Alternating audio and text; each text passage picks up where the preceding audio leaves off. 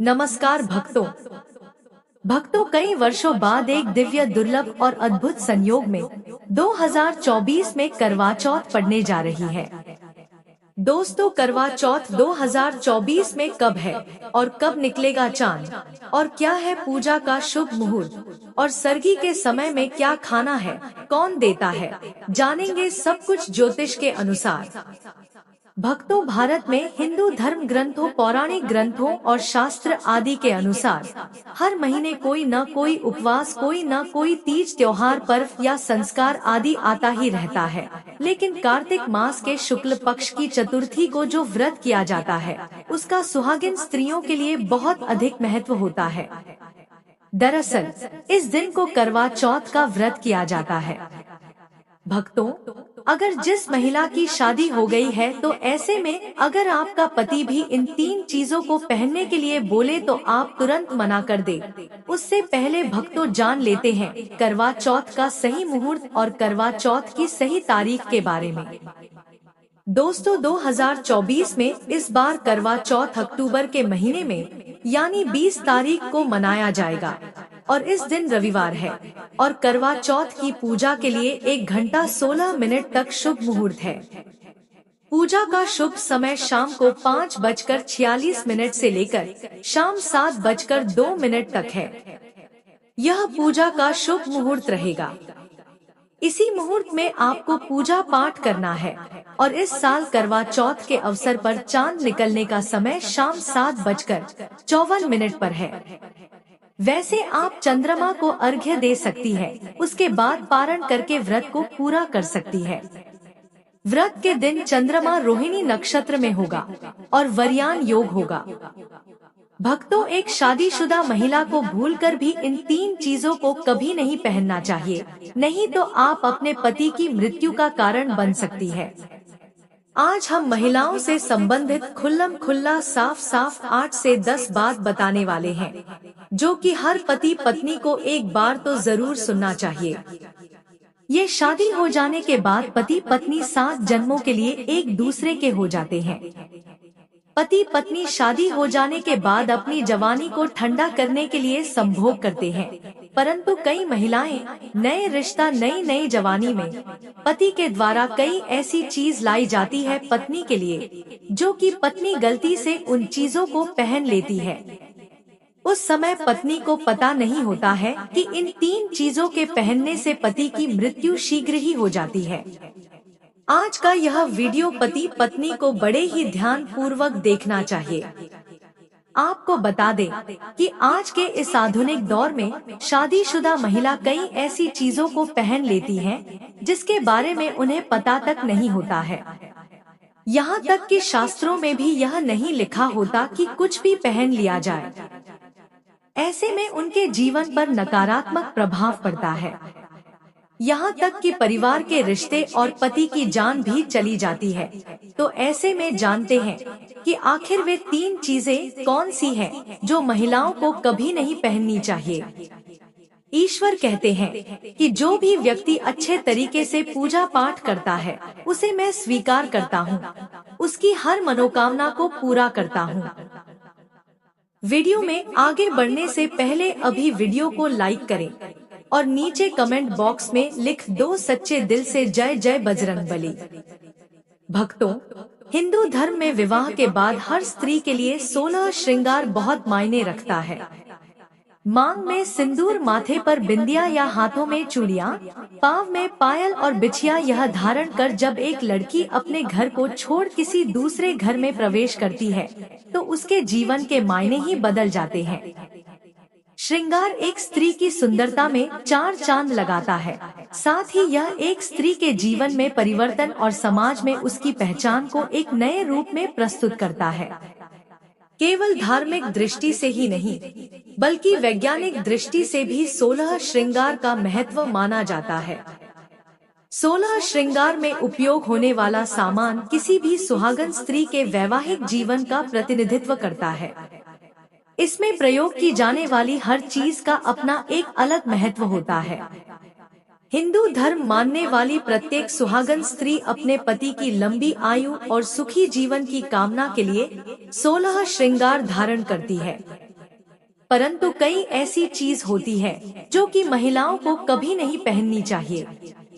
अब यहाँ पर कुछ लोग ऐसे भी होंगे जो हमारी बातों को हल्के में लेंगे, क्योंकि उन्हें वास्तु शास्त्र का ज्ञान नहीं है। इस पर एक कहावत भी प्रचलित है कि बंदर क्या जाने अदरक का स्वाद। अर्थ यह है, कोई भी व्यक्ति वास्तु शास्त्र के बारे में नहीं जानता है तो फिर इन उपायों में या वीडियो देखने पर विश्वास ही नहीं करता है। इसीलिए भक्तों, सही सटीक 100% जानकारी के साथ में जानने के लिए इस वीडियो से जुड़ जाना। वीडियो को आगे बढ़ाते हैं। आपके पास अभी जितने भी काम हैं, उनको साइड में रख दीजिए। ध्यान पूर्वक जो आपको बताया जा रहा है उसे देखिए और सुनिए। नंबर 1, शास्त्रों में स्पष्ट बताया गया है कि किसी भी शादीशुदा महिला को एकदम सफाचट सफेद रंग का वस्त्र कभी नहीं पहनना चाहिए। ऐसा करने से आपके मान सम्मान को ठेस पहुंच सकती है। आपको बता दें कि आजकल के फैशन के युग में महिला सुंदर दिखने के लिए काफी ऐसी हदें पार कर देती है जिसके बारे में सोचना भी पाप के बराबर है। वास्तु शास्त्र के अनुसार किसी भी शादीशुदा महिला को एकदम सफाचट सफेद रंग की साड़ी या सूट कभी नहीं पहनना चाहिए। इसके पीछे का कारण यह है कि सफेद रंग की साड़ी को पहनने से पतिव्रता धर्म बिल्कुल खत्म हो जाता है और उनके रिश्ते में नकारात्मक ऊर्जा का आगमन हो जाता है, क्योंकि यह लिबास विधवा होने का है। ऐसे में आप अपने पति की मृत्यु का कारण बन सकती है, इसीलिए हो जाएं सावधान। वहीं अगर आप सफेद रंग का वस्त्र पहनना चाहती है तो ऐसा पहने जिसमें कुछ और रंग भी जरूर हो, लेकिन एकदम सफेद रंग का कपड़ा कभी न पहने। नंबर 2, इस आधुनिक दौर में महिलाएं सुंदर दिखने के लिए पैरों में सोने की पायल और बिछिया पहन लेती है, जो कि शादीशुदा महिलाओं के लिए पूरी तरह से अशुभ माना जाता है। पैरों में सोने से बनी हुई चीजों को पहनने से कुबेर महाराज का अपमान होता है, जिसके कारण आपके परिवार से रिश्ते टूट सकते हैं और कई सारी परेशानियों का आगमन भी हो सकता है। इसीलिए सोने को पैर में कभी न पहने। पैरों में सोना पहनने से पाप लगता है, इसीलिए हो जाएं सावधान। नंबर 3, हिंदू धर्म के अनुसार सिंदूर और मंगलसूत्र के बिना शादी अधूरी मानी जाती है। आपको बता दें, यह तो सभी लोग जानते हैं कि हिंदू महिलाओं के लिए सिंदूर सुहाग की निशानी होती है। इसे वे अपने पति की खुशी से जोड़ती है। ऐसे में अगर जो महिला विवाहित होकर भी सिंदूर ना लगाएं, तो दुनिया का सबसे बड़ा पाप माना गया है और आपके इस पवित्र रिश्ते को दूसरे व्यक्ति मनहूसियत का नाम दे सकते हैं। इसीलिए मांग में सिंदूर होना आवश्यक है। वहीं मंगलसूत्र का भी बड़ा महत्व है। मंगलसूत्र में सोना या पीतल भले ही नहीं लगा हो, लेकिन पीले धागे में काले मोती जरूर होने चाहिए। ऐसा माना जाता है कि मंगलसूत्र का पीला हिस्सा माता पार्वती और काला हिस्सा भगवान शिव होते हैं। शास्त्रों के अनुसार शादी होने के बावजूद भी जो महिलाएं मंगलसूत्र नहीं पहनती हैं, तो सबसे बड़ा पाप है। ऐसे में आपके रिश्ते पर कलंक लग सकता है। इसीलिए एक शादीशुदा महिला को मंगलसूत्र अवश्य पहनना चाहिए। अगर आपके पास मंगलसूत्र नहीं है तो कम से कम गले में काला धागा तो पहन सकती हैं।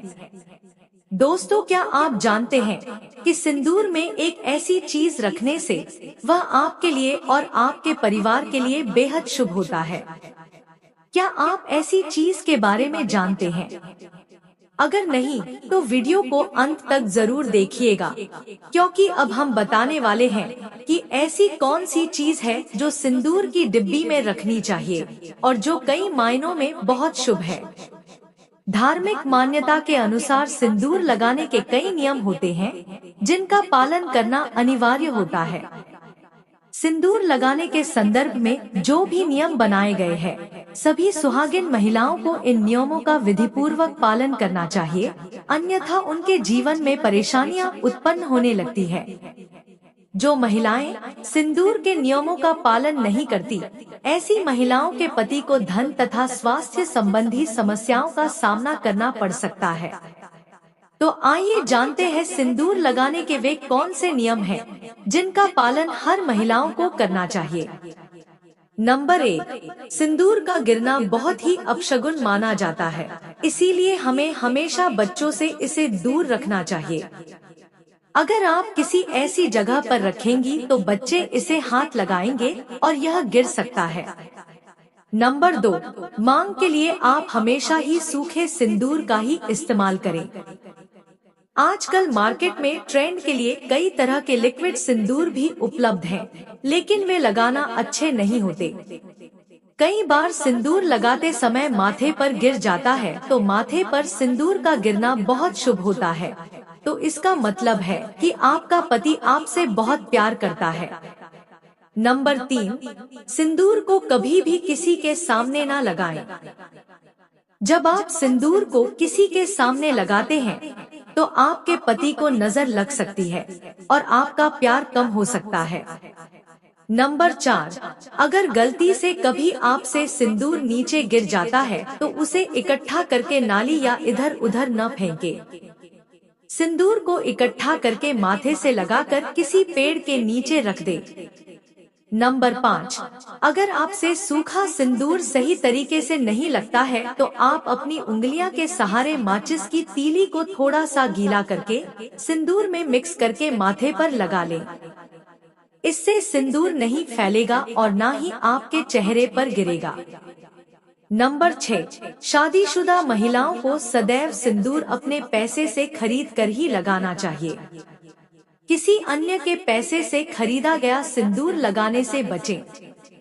लेकिन वहीं अगर किसी का दिया हुआ सिंदूर अगर कोई महिला लगाती है तो इससे बहुत बड़ा अनर्थ हो सकता है, जिसकी आपने कभी अपेक्षा भी नहीं की होगी, और साथ ही धन वैभव की कमी और पति को किसी भी तरह से सफलता न मिलना, घर में क्लेश का वातावरण रहना, घर में इस प्रकार का वातावरण बन जाता है। नंबर 7, इसके साथ ही कभी भी महिला को बगैर नहाए मांग में सिंदूर नहीं लगाना चाहिए। सबसे पहले महिला नहा ले और पूजा पाठ कर ले, उसके बाद ही अपने माथे पर सिंदूर लगाए। सिंदूर लगाते समय में सदैव आप अपने पति की लंबी आयु तथा उनकी सफलता के बारे में ही सोचें।